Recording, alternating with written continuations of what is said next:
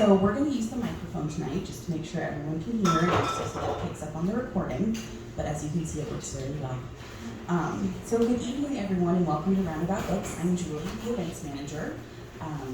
I want to take this opportunity to acknowledge that our bookstore resides on the ancestral unceded lands of the Confederate Tribes of Warm Springs, and in our immediate area are also the unceded lands of the Confederate Tribes of Siletz Indians and the Tribes of Grand Ronde. We encourage everyone to learn more about the land we occupy and the story of its peoples. If you're interested in books like that, please check out our local section. And then a quick reminder on some events that are coming up. So this is our last book event until September, but on July 31st, we are celebrating Harry Potter's birthday with costumes, sorting hat trivia, and goodies. Plus, from 2 to 4 p.m., we're hosting team trivia here in the store. And I am busy compiling the questions, and some of them are hard. And then if you are an aspiring writer, novelist Nicole Meyer is leading 2 workshops in August here in the store. And then on August 18th, we are also hosting literary trivia, so that's just going to be general book fun from 6 to 8 p.m. So both of our trivia events are free, but we are asking people to RSVP so we can make sure we have room for everyone. And then Nicole Meyer's workshops do have a fee, but all of that information is on our website and Eventbrite. So if you're not already subscribed to our newsletter, please do so, or check out roundaboutbookshop.com for more information. And then just to remind you, this event is being recorded for our YouTube channel, where you can find recordings of our events back to May 2020. So tonight we are so excited to welcome local author Jess Beauchemin to talk about Hike366, a woman's tale of hiking adventures all year round. When Jess takes a hike, anything can happen. She's traveled from shoreline to mountaintop, rainforest to desert, city to wilderness, east coast to west coast, best coast, right? Am I right? And everywhere in between. Tackling the Hike366 project to record a hike on every calendar date of the year gave her a deep sense of purpose with each adventure. In this book, she shares some of her favorite and most memorable tales from nearly 15 years of hiking. So everyone, please welcome Jess.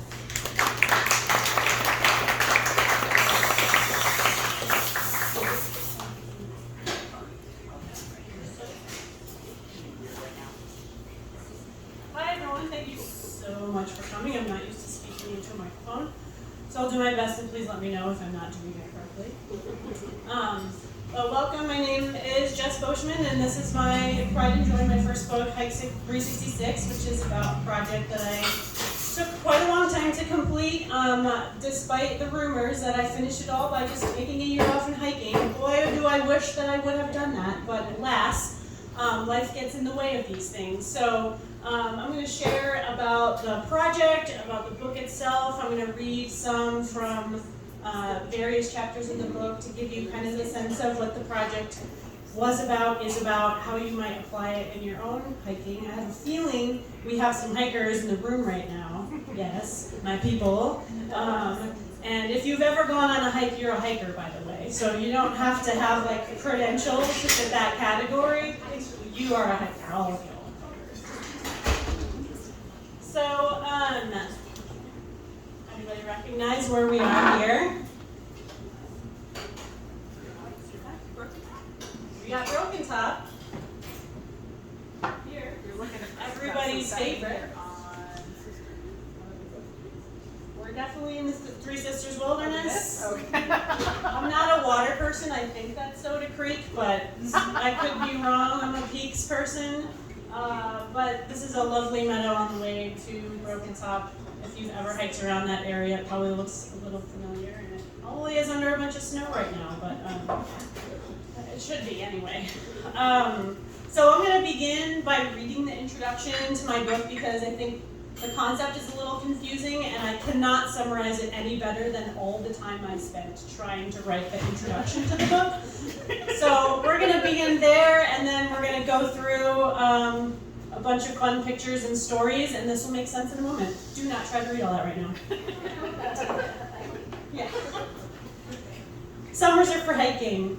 At least that's what I thought, all through childhood and into early adulthood. As a novice hiker, I met people who shared stories about hiking in the winter, and I became curious. I asked people for advice about how to prepare for hiking in the winter.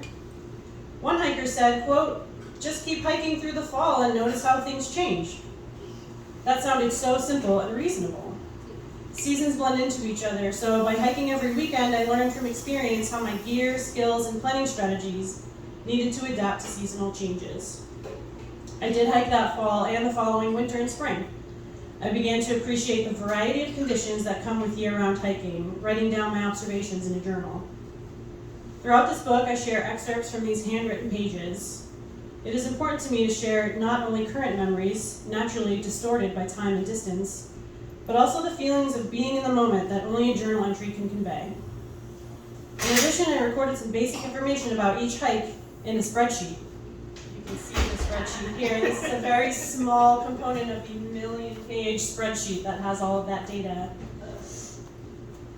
I enjoyed tracking the data from my outings well before GPS watches and social media sharing became so popular. I also started a blog and took photos on my hikes, which provided me with a rich primary source of visual hiking history dating back to 2005. And I still update it every week. While browsing the posts on an internet hiking website one day, I came across the idea of experiencing a hike every day of the calendar year. I was intrigued. Most hiking lists are place-based, not time-based. Going through my spreadsheet, I realized that my random hikes over the years had gotten me pretty close to completing this unusual list. I made a goal to fill in the missing calendar dates, and on that day, Hike366 was born.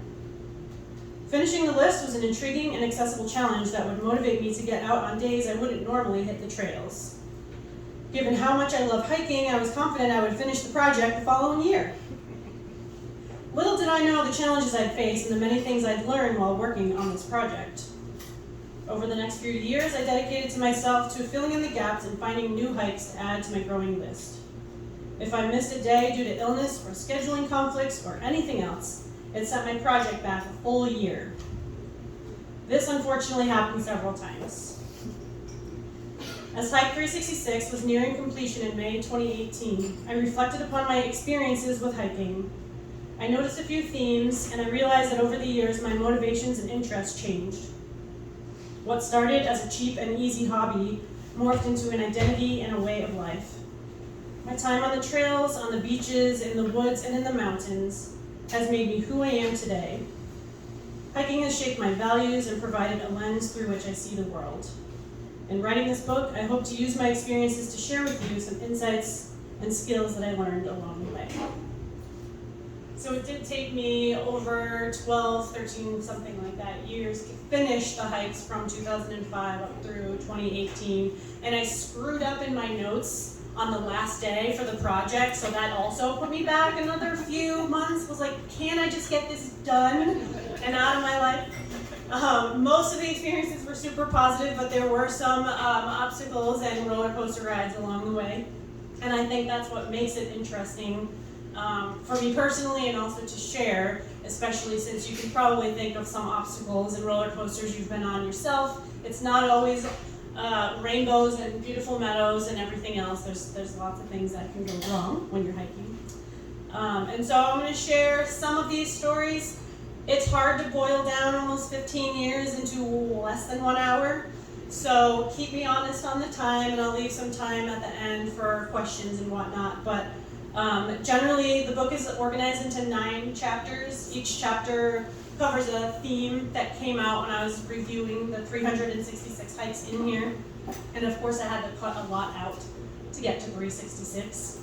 The chapter that I'm going to start reading some excerpts for is chapter 4, the long and short of it. And this one I think will kind of encapsulate one of the biggest themes that popped out as I progressed as a hiker. And we'll see if my little sticky notes are going to keep me on task. So here we go, the long and short of it. Aaron and I awoke slowly as the sun rose over our campsite on the Metolius River. We arrived there the previous day to enjoy some quiet time in the woods. One of Central Oregon's loveliest waterways, the Metolius River slowly rolled by, glistening in the morning light. And that is not viewable in the spreadsheet, but up in the corner there. After eating breakfast and packing up the car, I decided I wanted to take a walk. I knew there was a trail along the river and a fish hatchery nearby, so we made our way to the hatchery to start our lazy adventure. We stepped out of the car and into the surprisingly warm March sun. Slowly wandering around the edges of the hatchery's tanks, we peered into the water to look for fish. We took turns tossing handfuls of fish food into the water and watched the feeding frenzy that ensued. After making a loop around all of the fish tanks, we turned toward the trail and walked along the river with no particular destination in mind. Our pace was relaxed. I didn't run a GPS track. I was not aiming for a high point, and I didn't try to push my speed or distance. Was this hiking?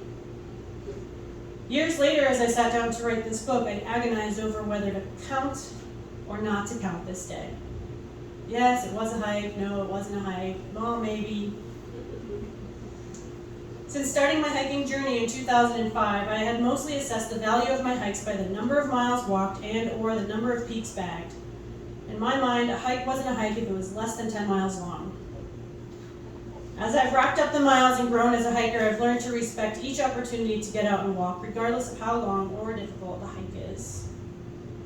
When I describe this writing project to someone new, their first question is almost always, how do you decide what counts?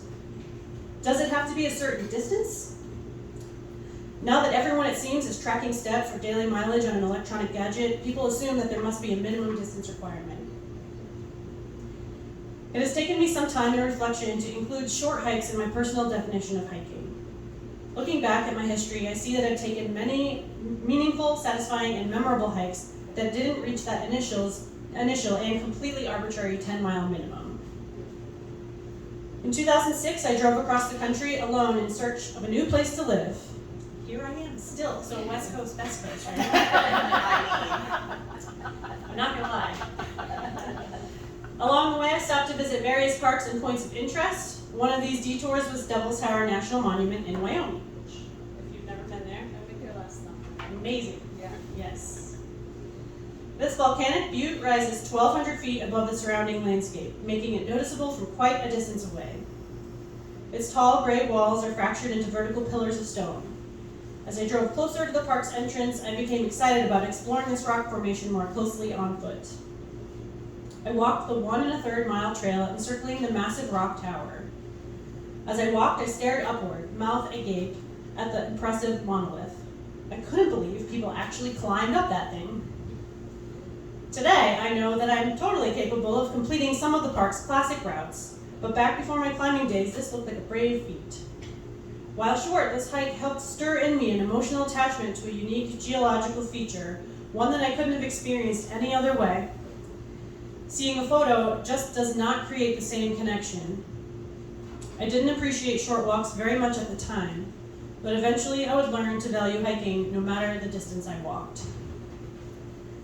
So when I first got into hiking, completely randomly, I just fell into a group of people who were like training for ultra marathons and were working on long distance stuff, and I was just like running to keep up with these people constantly. And so my definition immediately became, it has to be long, it has to be hard, it has to be fast, and I have to feel completely spent at the end of it.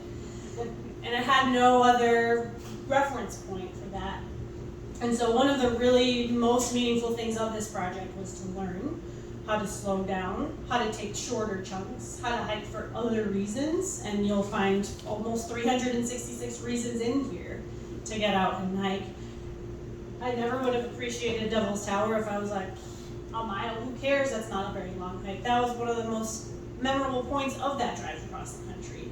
If you've ever done that drive, nothing gets interesting until you get about 2/3 of the way across anyway, so I was like, thank God, something to do. So I'm going to skip ahead to another little favorite section of this chapter on the same theme, where we talk about defining hiking a little more clearly, because I do like rules. So here we go. On a chilly November day in 2013, Erin and I drove out to the Oregon coast to do some exploring. And of course, here's our beautiful Oregon coast photo. I don't know how far we walked, or how long we were out, or many of the details you might find in a hiking guide for that type of adventure. But we walked. It was outside. Isn't that a hike? Merriam-Webster, quote, a long walk, especially for pleasure or exercise. Two opposite things, I think, anyway. And I'm a personal trainer. Cambridge Dictionary, quote, the activity of going for long walks in the countryside. Wikipedia, quote, long, vigorous walk, usually on trails, footpaths, in the countryside. Urban Dictionary, quote, walking where it's okay to pee.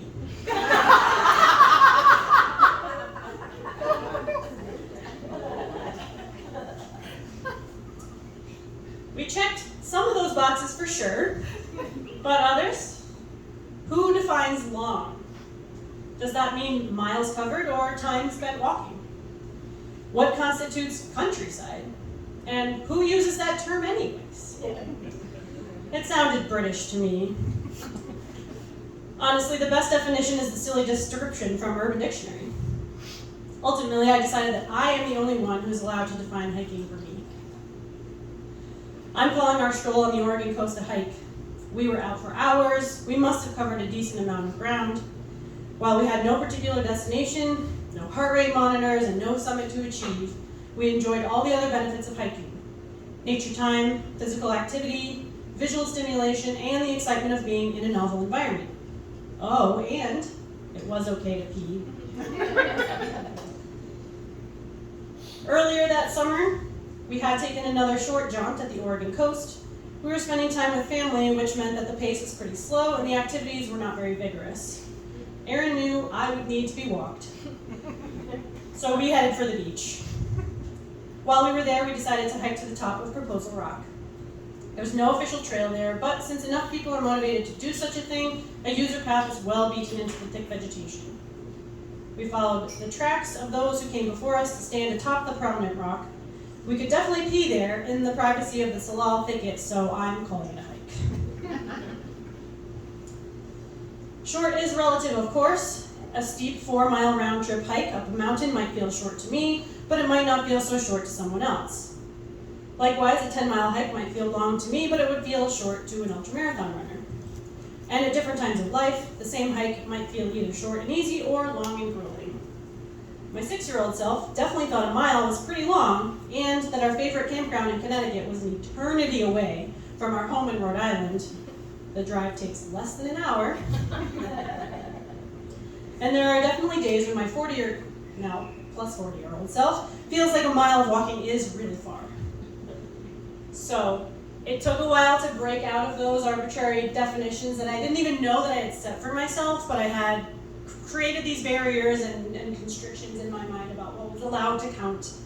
And once I broadened that to include all of these amazing things, I haven't even gotten to that photo yet, hiking just added a whole other level of enjoyment, and I was able to experience places that I would have written off earlier because they were too short or not worth the drive. Still some of my favorite places today. So think about how you define hiking if you have such a restrictive definition, and perhaps let some of that stuff go the next time you plan a hike. I got one more little excerpt and then we're going to move along. When I first committed to completing this project, I wrote down a list of dates which I needed to go hiking. These dates were all over the place, with many of them falling on weekdays. The benefit of not having a 9-to-5 job meant that I could often squeeze in a weekday hike during a break in my schedule. These, quote, squeeze-in hikes ended up teaching me more about myself than I ever could have imagined. One of my challenges was finding new parks and trails close to home that I could explore on those random calendar dates. I relied heavily on William Sullivan's hiking books, as well as a book I had contributed to titled Wild in the Willamette. I was living in Corvallis at the time, so that was my home-based radius. Between those two resources, I found a number of interesting trails within an hour of home. Many of those trails fell below my unofficial hike length threshold of 10 miles. These short, close-to-home hikes showcased a variety of geological and biological features that I would have never explored without the intent of completing Hike366 driving my choices. In September 2015, I ventured west of Corvallis to the Zell Memorial Forest and Fort Hoskins Historical Park. In order to squeak out just under 5 miles of hiking, I explored trails in both parks. I really enjoyed the quiet, lush vegetation in the Beazell forest. Not surprisingly, no one was out there. It was an out-of-the-way destination with very short trails. Fort Hoskins, on the other hand, probably would have been a great place to visit on any other day, but an active logging operation was loud, distracting, and unpleasant. I quickly got irritated trying to read the interpretive signs and enjoy the environment while listening to the heavy machinery grinding away. The two parks were a steady contrast. I had so much more to learn on my hiking project journey. By chance, I happened across an old hiking guidebook in a used bookstore. It had been written out by hand and was likely printed in small quantity. I had no idea how many copies existed in the world, but I was delighted to find one for myself.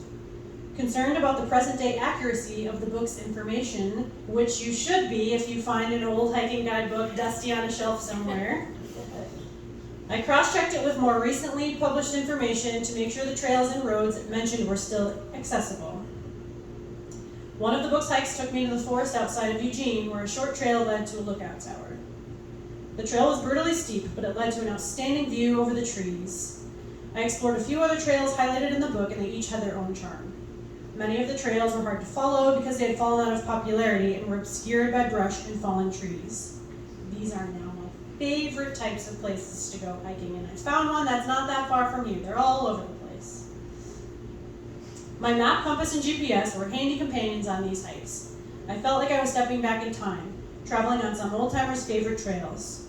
It was a journey I doubt I would have gone on if not for the Hike366 project. When I was stuck for new ideas, I returned to familiar places near my house. Sometimes I'd mix things up by choosing a different trail, going at a different time of year, or choosing an unusual time of day. On a winter morning in 2016, I saw a window of opportunity between my early morning appointments. Although I'd been to PV Arboretum dozens of times, that day felt like a new experience. It was the first time I'd seen a fiery red sun rise up through the tree trunks. And there's a terrible picture of it. You know, if you take pictures on an amazing day, they never quite capture the beauty. But when I look at that picture, it comes right back into my head. So I always encourage people to take pictures even if they're not going to come out. Because that, for me, will always trigger the memory. And the memory is so much more valuable than somebody else's photo that they're showing here, in my opinion. The first time I'd seen those exact shadows falling across the trail. Because I knew the trails well, I remembered each turn and hiked along without looking at a map or thinking about which way to go. My feet moved underneath my body effortlessly. I broke into a jog. I found myself entering a meditative state. As I got back in my car and drove to my next obligation, I felt refreshed and alive. That time in nature, however brief, was worthwhile. On March 14, 2016, I had only an hour of free time to spare, and I was determined not to skip that day's hike, wanting to keep my project on track. So innocent back in 2016, not knowing I had 2 more years to go, because I would blow it several more times. PV was again the natural choice for this squeeze-in hike. I started on the half-mile woodland trail and walked as long as I could, connecting up bits and pieces of gravel road and forest trail until I ran out of time. I stopped only briefly to admire some colorful fungi. I moved quickly, grateful that I'd chosen to get out and hike, even if only for an hour. Quick hikes like these are always worth it. It's better to step out for a breath of fresh air when the opportunity presents itself than sit and kill time until the next appointment. If the Hike366 project has taught me one thing, it's that hiking is meaningful no matter how many miles I do, how much elevation I gain, or how rugged the terrain is. Even an easy walk in the park has its merits and joys. It's important for me to leave space in my life for those types of hikes as well as the long ones. And honestly, if you take one thing away from today, that's the thing. Like, just go outside. There are so many benefits, there's so much joy, there's so much health that comes from being outside, whether you're alone or you're sharing it with somebody, whether you're going far, whether you're staying close to home. It's cool to go cross-country and see Devil's Tower, but it's also amazing. I still hike Pilot Butte at least once a week, and every time it's still amazing, right? New flowers are coming up. You see different people on the trail. Sunrise, sunset, midday, rain, snow. All of these local places that we're so lucky to have preserved here in Bend are accessible to us all the time. And they're pretty much free. And and my screen just went blank. I was doing so No, good. it's okay. For some reason, this computer has a horrible habit of not staying on even when you have something on the screen. They need more interaction. Yeah, it's like, please don't forget I'm gonna that. play with you. Right? So I don't know how much time I have left. You're good. It is almost 6:30. So yeah, you're still great. Great. So the next few slides, and I'm not going to read anymore, the next few slides go through some highlights from each of the chapters. So I'm just going to share a little bit about the themes that came up for me and some memorable photos or some illustrative photos for me. The first one, I talk about getting started. And I feel extremely privileged that I grew up in a family who valued the outdoors. And while we didn't go hiking or backpacking per se, we did a lot of car camping, which to me was just like the coolest thing ever, right? Because my brother and I could run around in a field and throw balls around and catch frogs and play jump rope and lay on the grass and blow bubbles and do all those things. And I just really, really loved being outside. I didn't have to have an activity to do. And I was bad at all the activities anyway. So I just kind of liked having my space and just being outside and listening to the birds and watching the world go by. And so back in 2005, I was living in Massachusetts. I was a high school teacher at the time. I had always worked constantly, and I had the summer off because I was a teacher. And I was like, whoa, what am I going to do with my summer? Like, I'm going to get my friends and we're going to go camping, because I remember how much I loved camping when I was a kid. And wouldn't you believe it, not one single friend of mine wanted anything to do with that plan. It's like, okay. So I borrowed a bunch of stuff from my dad, and I loaded up the car and made my little reservation at a campground, and I went camping by myself. And I hadn't done any hiking or anything really physical at all for the past several years through college and after that. And I decided I would go hiking. And this is from the White Mountains in New Hampshire on a very foggy day. I don't know how well you can see the pictures, but I still remember this very vividly in my mind because of how bright the colors were. And if you've ever hiked in the rain or in the fog, the moisture just pulls all the color out of everything. And despite the gloom, it actually, to me, feels sometimes brighter when you're hiking out in the rain. And so those memories are so vivid. I'm pretty sure I got lost or turned around at some point. I was wearing all cotton in the rain. My boots are soaked. And I screwed up as many things as you can think about screwing up. And I went home saying, oh my God, I have to do this again. It was such a powerful weekend for me. I saw moose when I was driving home on the side of the road. I just had like this freedom to read and write and build a fire, figure out how to build a fire because Dad wasn't there. And so when I got started, it was sort of the earlier days of internet message boards where people would get together with people of like interests, and I was able to stumble into this like really amazing group of really strong people who were happy to drag my butt around when I had no idea what I was doing and show me the ropes and get me into some places that I would not have gone on my own. And so in the beginning of the book, I talk all about that journey, being both fortunate and not so fortunate that I defined myself so narrowly at the beginning. However, I learned so many things from those people, and mentorship is a huge part of who I am now. I love taking new people out and showing them the ropes because there's no way I'd be standing here having done all this without having a lot of really important people who mentored me for no reason whatsoever. I must have been good company because I wasn't fast and I didn't know what I was doing, but they enjoyed having me around. So grateful for those early experiences.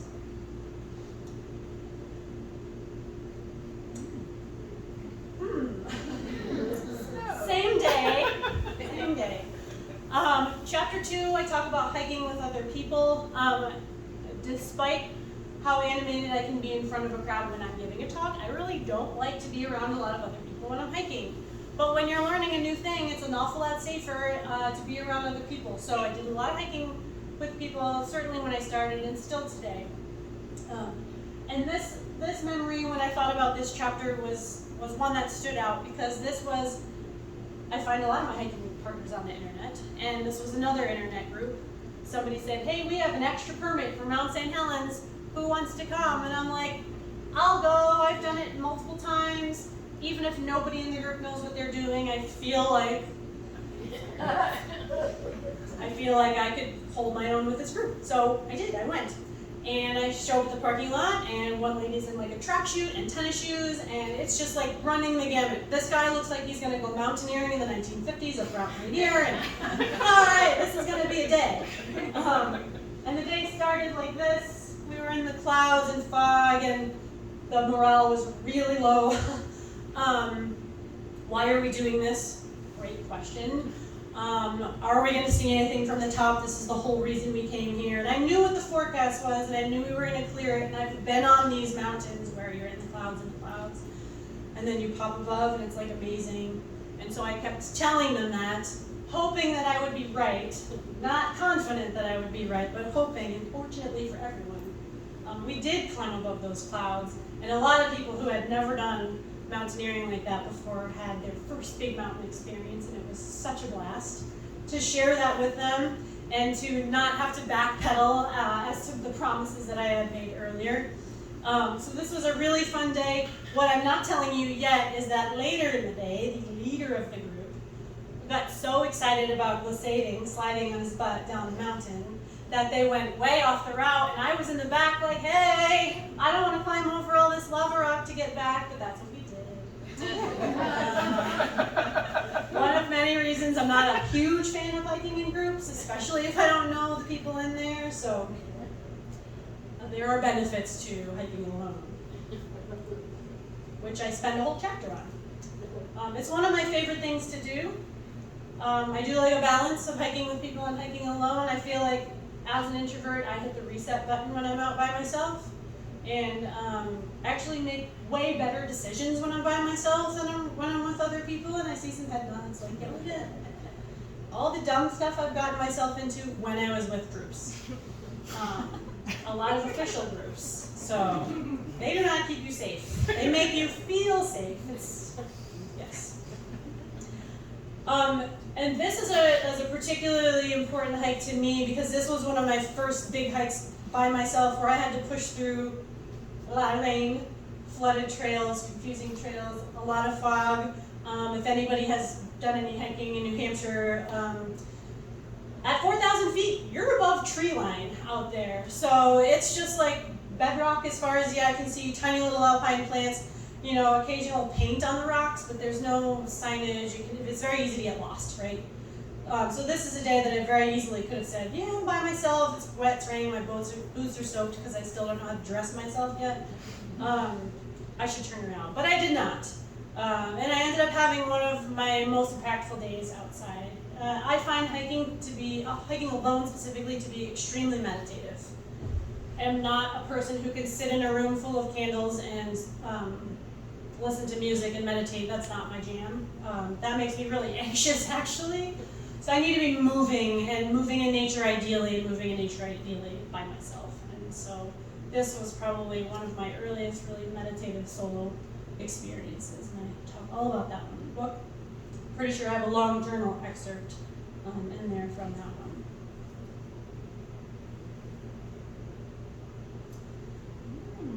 And then we talk about climbing in the next chapter. Talk about definitions.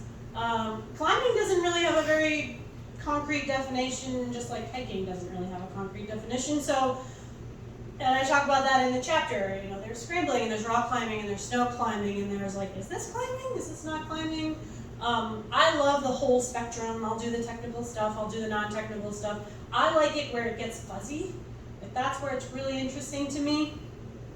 Sometimes interesting reads as scary. And scary means you're learning stuff and you're pushing yourself, and that's one place that I really like to be. So this is a study in contrast. Unlike the previous slide of two mountain pictures, these are on 2 different days.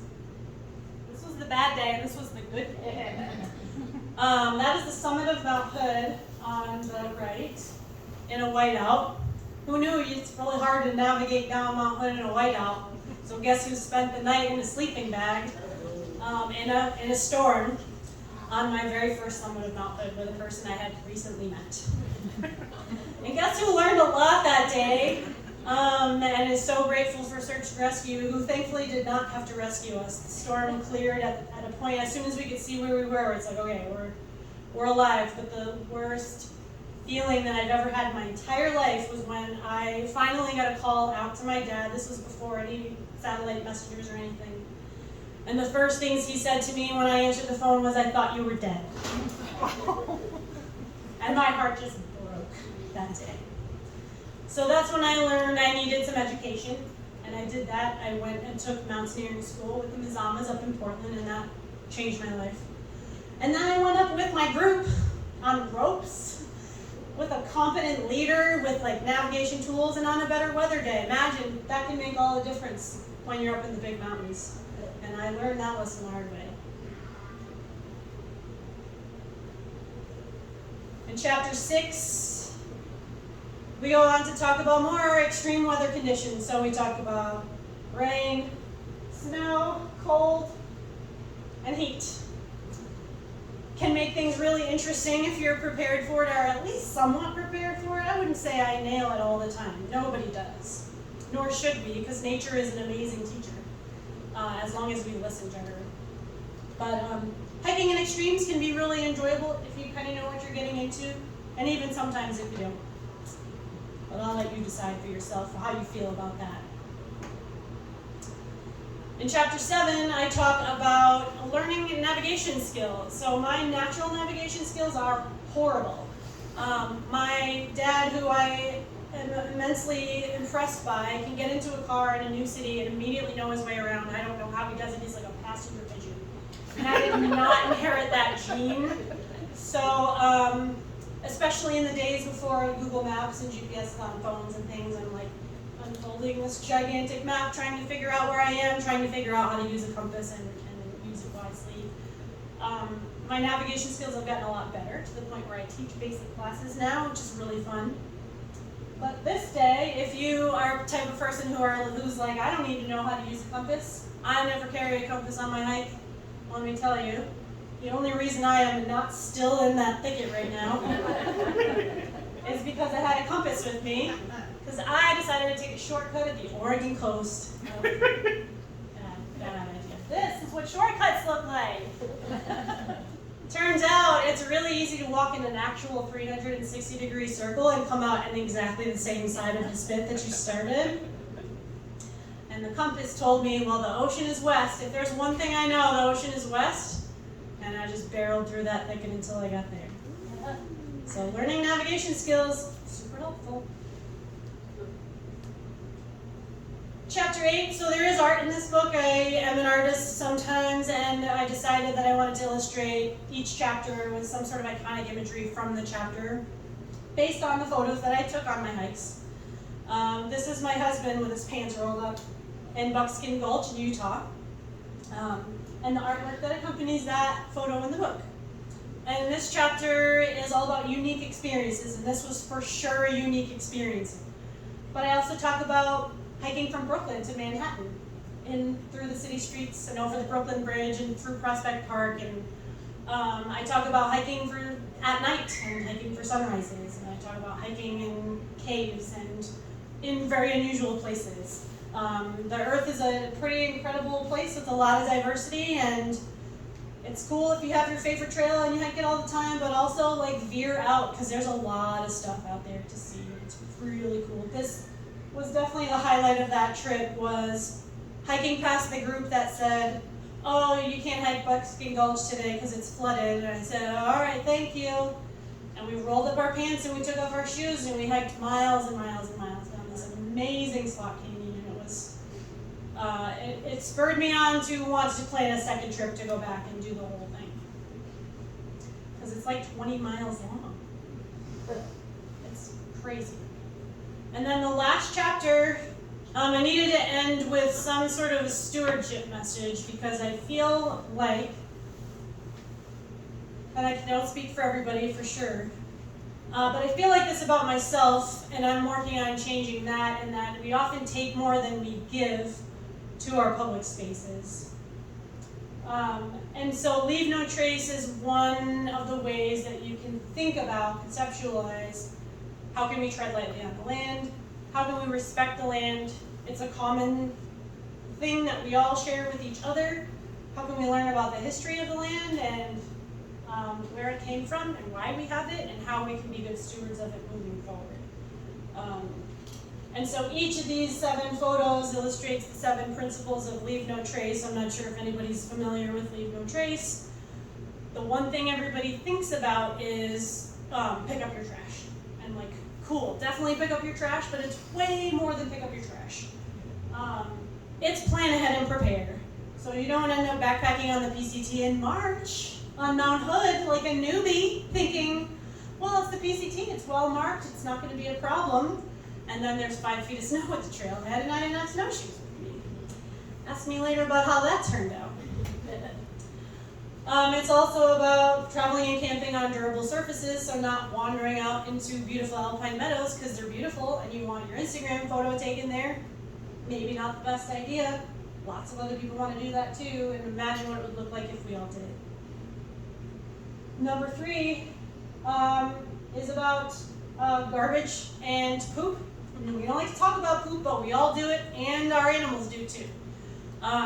So learning how to manage that, and manage that for our animals.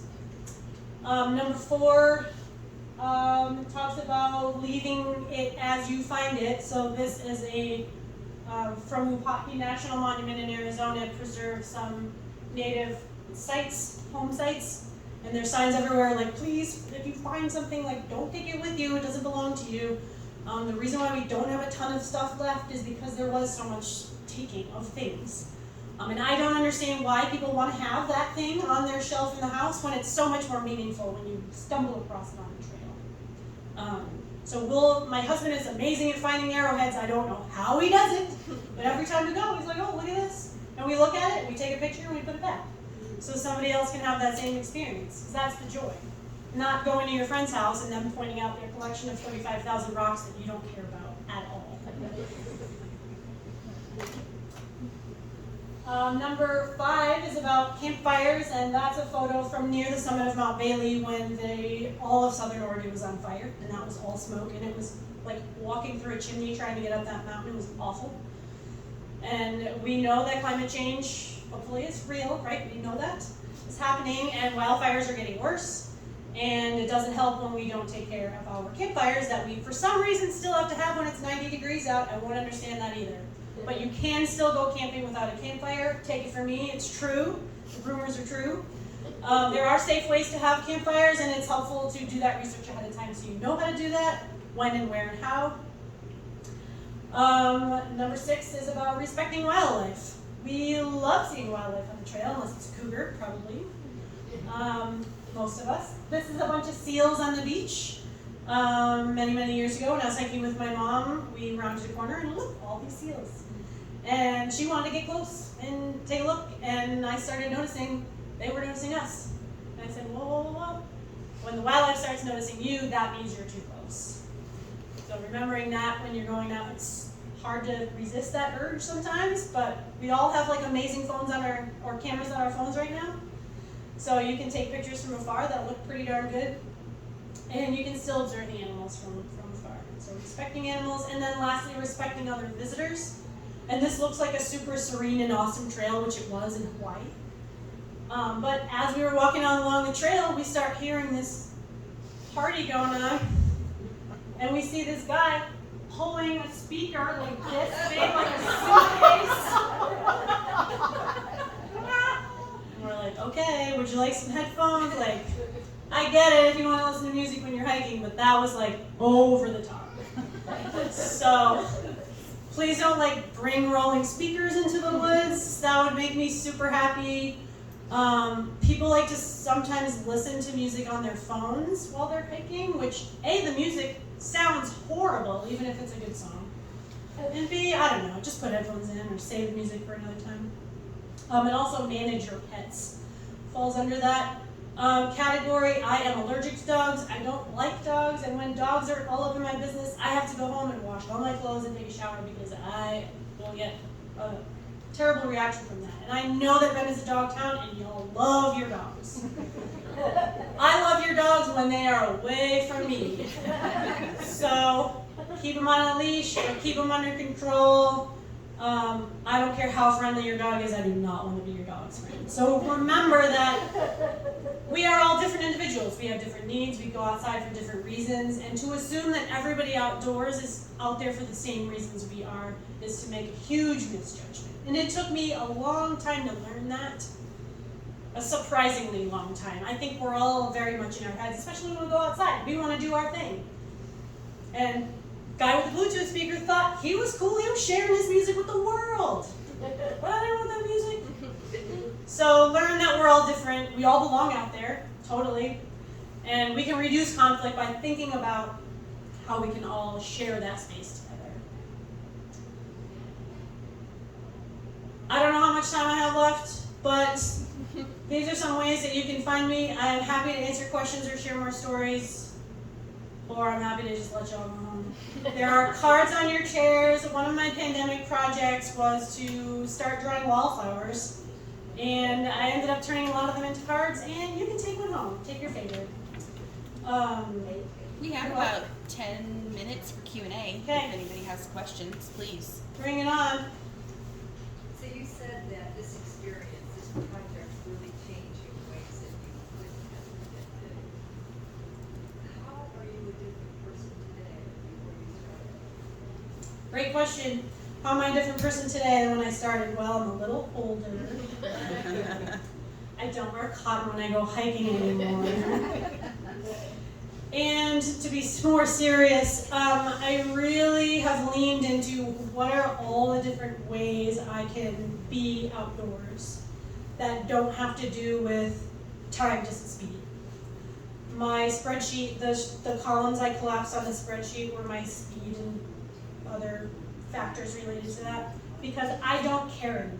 I have nothing to prove to anyone anymore. When I was younger, I did. Because I was never an athlete, I was never in good shape. I'm an asthmatic, and the thought of walking a mile was like, why would I do that? My doctor told me I had exercise-induced asthma, like, why would I exercise then? That's stupid. Until I learned that that was actually the antidote. The more I moved, the better I felt. And so I went in, Americans, more is better, right? If I can do 10 miles, I can do 12, I can do 15, I can do 20. 20 must be better, I'm gonna do 20. And now I'm like, why would I do that? There's flowers right there, and I want to sit and observe those, or I want to watch this animal do its thing for 30 minutes, or I want to bring a dinner and bring some friends and go sit up on Black Butte and just watch the sun go down. So I've become a lot more open to other experiences. I have recently taken up watercolor painting and taking a little kit with me into the field and literally spending an extra 2 hours sitting on my butt in one spot so that I can paint one thing. And what I've learned from that is, and I'll bring up Black Butte again, because I've gone up Black Butte a bazillion times. Probably not that many, but pretty close. And when I sat up there painting, I'm like, I never noticed that. Oh, what's that over there? Where does that go? How did these things connect? Your brain starts to make all these connections when you're in a space and you're just in it. You're not moving through it, you don't have an agenda, you're just sitting. Like, I'm bad at sitting, right? I've already said that I'm bad at sitting. But painting has given me a vehicle to enjoy sitting and being in a space. The hiking is the way to get there. And I still love doing really hard hikes. Sometimes. And sometimes I like really casual hikes. But I don't have, no one is more superior to the other anymore. I would have to justify, like, well, I just broke my foot, so I can only hike half a mile. Or I'm sick, so I can only do this. There's none of that anymore. It's like, no, I want to do this short hike, or I want to do this thing, and it's not any better or worse than it is. Do you consider Black Butte a hard trail? Well, that depends. I will tell you this about Black Butte. There are two trailheads. Do we know that there are two trailheads to Black Butte? There's the upper trailhead that you have to drive up that heinous road to get to, right? And that skips half the hike, because you only have 1.5 miles to the top, 2 miles to the top. And only is actually hard only because it's like this, it's steep, so it feels hard, but it's short. So it's like, okay, I can punish myself for a couple miles, and then I get to like hang out on that beautiful new deck they built up there and identify all the mountains and watch the butterflies and stuff. So it's hard in the sense that it's steep, but it's short. So if you tolerate like a little bit of suffering, you you're good. And take your time, right? The slower you go, the easier it feels. So just bring a snack, lots of snacks. I'm a huge proponent of snacks. Snacks fix almost everything. Almost everything. But if you are up for a 10-mile hike, start at the bottom of Blackview. You will not see any cars in the parking lot. You will see no one until you get to the very top trailhead. And you go through this beautiful ponderosa forest. There's cedars up there. I didn't know there were cedars on Blackview. Wildflowers. It's a gentler hike trail at that point. It is a little mazy, so you have to pay attention that you're staying on the right trail. Some of us have gotten a little confused up there. I'm not going to say who. But I think Blackview is a must-do if you're in Central. Absolutely stunning views. Don't go on a cloudy day. Anybody else?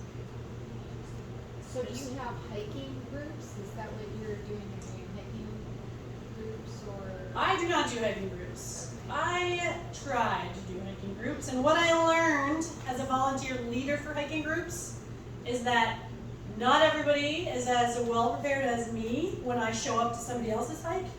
And I was doing far too much babysitting and expectation management for me as an introvert. So I took a little break from leading hikes, but I will take my friends hiking, and I will recommend other people's hiking and things. There are some people around town who are doing meetups who are great, and they are much better at it than me. So I'd be happy to share some of that with you. There were like 3 questions in the back, yeah. Yeah, so a lot of what you talked about kind of, is you pushing outside of your comfort zone. Especially I'm thinking, climbing or mountaineering. What are some tools that you've used in those moments when you're like, oh my God, like I'm lead climbing for the first time and you're shaking and all of that? What do you do in those moments? Yeah, super good question. What do I do when I'm freaking out? Because when I was first lead climbing, I was totally freaking out. And I'm like, what am I doing? This is so stupid. There's no reason there's a perfectly good trail over there. Why am I going up this way? I've had a couple strategies help. I really love reading accident reports. I don't know, that's just a weird thing. I like reading about how other people have screwed up, so that I'm like, okay, that leg's not as bad as that guy. Pausing in those moments of fear, stress, concern, lack of trust in self. Pausing. And they teach you that when you take wilderness first aid or anything else. It's like, okay, stop, take a breath, assess the situation, and you can always go back, right? We forget that sometimes. Well, it's just right there. Well, that's also just right there. And it's okay to turn around. It's important to remember that in most cases, there's not just one possible way to go. There are other alternatives. And sometimes when you're so laser focused, and I love going up mountains and tagging high points, it's like one of my major driving forces. However, it's okay to turn around and you call those scouting trips. So you've gotten information so the next time you can do a better job at it. I have also broken into song on rock climbing routes and on really long, difficult hikes where I need to stop being like, oh my God, this hurts. Oh my God, this is hard. Oh my God, I can't do this. Sing a song, and all those awful, not helpful thoughts go away, because we are often our biggest barrier to doing anything. And that is not different when you're outside. So many of our I can't do this is mental and not physical and not situational. Now, sometimes you really should turn around, but a lot of times you really just need to stop and take a bird's eye view of the situation and give yourself some time to process and reframe. Yeah. Besides the compass, what else do you take on an average day hike? Love that question. I almost always carry most of the 10 essentials, I'm not going to lie. Sometimes there's 8 in my pack. Always a map. And if possible, a paper map. I have a literal crate at home full of maps. I'm obsessed. What I do on Friday night, I will tell you, is I lay in bed with maps every day. Like rose petals, dreaming of the next place to go and memorizing my route for my next adventure. and my bailout routes, and oh, what's that interesting over there? Because the more you look at a map, just like the longer I sat on Black Butte looking at the landscape, the more I saw, the more I look at my map outside of the particular hike I'm going to do, I see, where does that river go? What is that high point? Is there a way to get there? I'm going to open my phone and look at Google Satellite, because you can see how many trees there are, and if you can push through. There's so many tools now to research stuff, and I'm a research nerd, so always a map and a compass. On my phone, I use an app that also has a GPS. I download offline maps on that. That tracks me. And I always tell people, use map and compass first. Your GPS is your backup. Your GPS is not your primary navigation tool. Why? I have on multiple occasions run across people looking like this, having no idea where they are or where they're going. They have the information right there, but they don't know how to use it. So if you know how to use a map and compass, then the GPS will make sense. If you don't know how to use a map and compass, you might as well just throw that GPS away. Other things, extra layers. I am very difficult to deal with when I'm cold, so I always bring extra layers because I know myself. Extra snacks, always, again, because nobody wants a hangry Jess.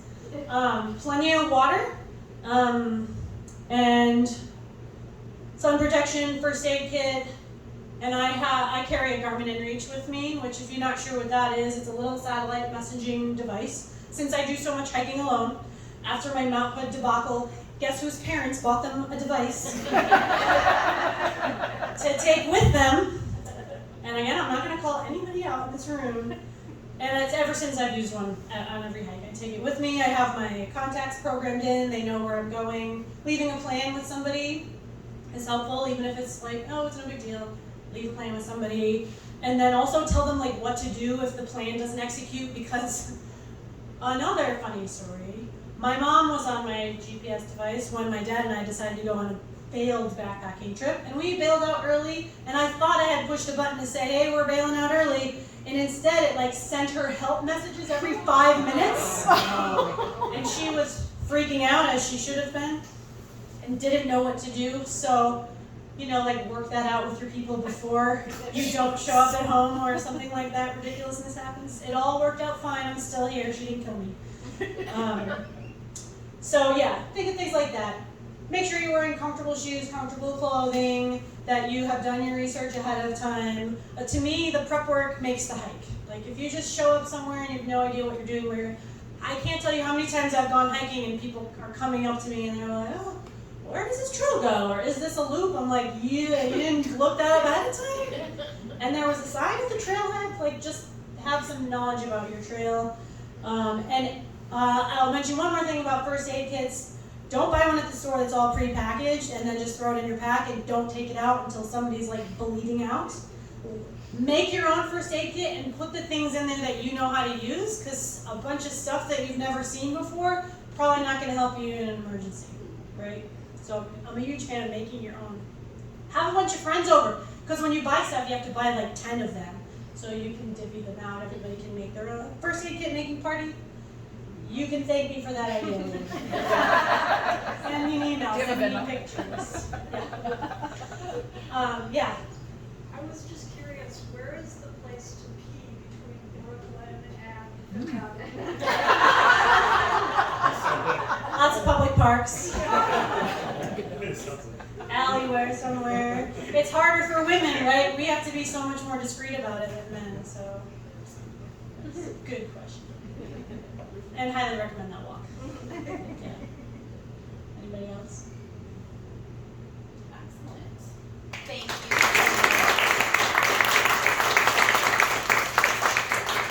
So obviously we have copies for sale that Jess can then sign for you. Kathy will be able to ring you up at that register. And real quick, I just wanted to remind everyone that one of the ways that Roundabout stays relevant in our community is reviews. So if you have a moment, give us a review on Google or Yelp, because we still find people. We had an event last week where half of the audience had never been to our store, and we've been here for 5.5 years. So I'm going to ask that same question. Who is here for the very first time? Thank you so much for being here. And those of you who are returning, thank you so much for continuing to support us. And that is it. Again, this will be available on our YouTube, so if you know anyone who couldn't make it tonight, please have them visit that. And you're free to shop the rest of the store while we kind of put things back together as well. So thank you again, Jess, for coming and showing us all about hiking.